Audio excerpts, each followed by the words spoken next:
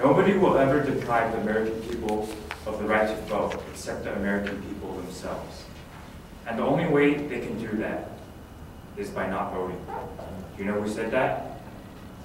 FDR said that. He ran for 4 times and he won all 4 times. Voting is usually decided by numbers, so let's talk about numbers. At the 2012 election, we had over 200 million eligible voters, but the number of voters that actually are registered are almost 150 million. The total number of Americans who actually voted was 120 million. This means that 57% of Americans actually voted, and the 43% didn't even vote at all. This election was the one between Obama and Mitt Romney, and that 43% could have changed the outcome of that election. So, do you know what happens when you don't vote? These two can So vote, even if your candidate doesn't win. Because think about all the things that we wouldn't have without it.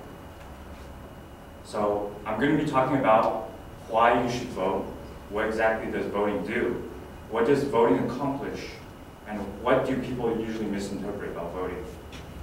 So why you should vote.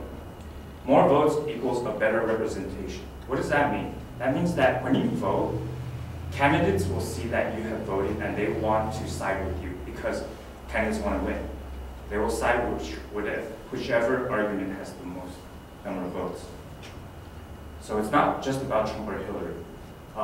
Trump and Hillary are only there because we didn't want to vote for Bernie Sanders or alternatives between the American Democratic, the Republican and Democratic Party. So one thing good about voting is that no one's worth more. A billionaire is not worth more than a regular, middle income class person. And a person who votes is a responsible person. What does your vote count for? We all like to get that stack of money back there, like voting is nice. But voting counts for bills, taxes, and government spending.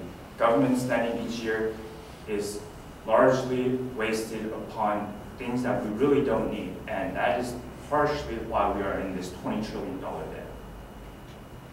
You're gonna count for racial laws, which was really bad back then.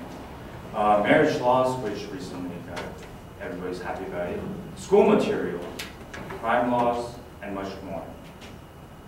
So some of the things we got from voting is that 1920s we finally got the rights for women to vote. In 1933, we repealed the 18th Amendment, which said the ban of alcohol sales. In 1965, African Americans were allowed to vote. And in 1971, when the Vietnam War was still there, we lowered the voting age to 18 because they decided if you're old enough to be shipped out to war, you're old enough to vote. So what could potentially happen if I don't vote?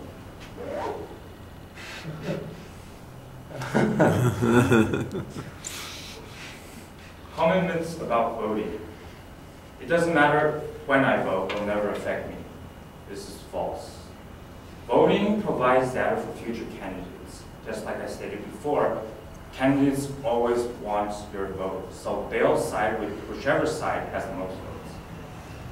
So just because you don't vote right now doesn't mean that in the future we won't have worse candidates. So it's not always about you whenever you vote. John F. Kennedy once said, don't think about what the country can do for you, think about what you can do for your country. For the second one, it doesn't matter who I vote for, either way, we're done. Don't listen to that. True, the days seem dark, and either way, we can only brace for impact, right? But we need to look for the future and reflect on things we did wrong here. Why are Trump and Hillary there? They're there because we knocked out all the other, less crazy candidates. And the last part is that the only time voting matters is that during the presidential election. history proven this to be false also. We use voting to get rid of laws that don't really make sense. And the only way we can improve our society is by continuously voting whenever the opportunity arises. Also, these laws allow us to control a variety of things, such as government spending to school teaching materials. So even though this is going to be my first election that I'm going to be partaking in for voting, it doesn't always have to necessarily be about the election. It can also be about things in life. For example, when I was still in high school, I had to head this summer camp retreat group for my church. But then we decided on water games on the early springtime, and I always thought that was a really bad idea because I'm pretty sure the rain was setting. But everybody was so pumped about it, so I did not voice my opinion. So because I didn't voice my opinion on that day when it happened, the rain came in and we weren't able to continue.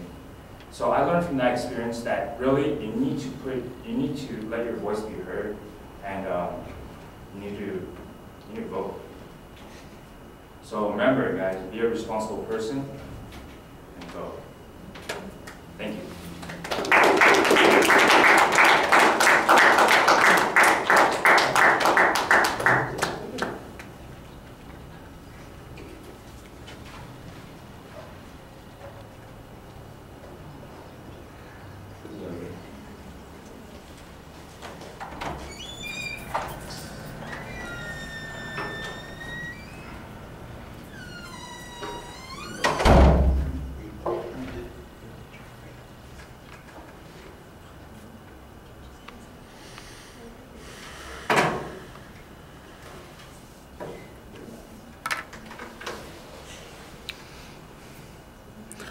All right, well, the quote was, I thought, effective as an attention device. I know what your thesis statement is. There's a pretty solid preview, although all of your points are long sentences, and there are a lot of them. I think that that's a little complicated. You need to probably simplify things for a listening audience.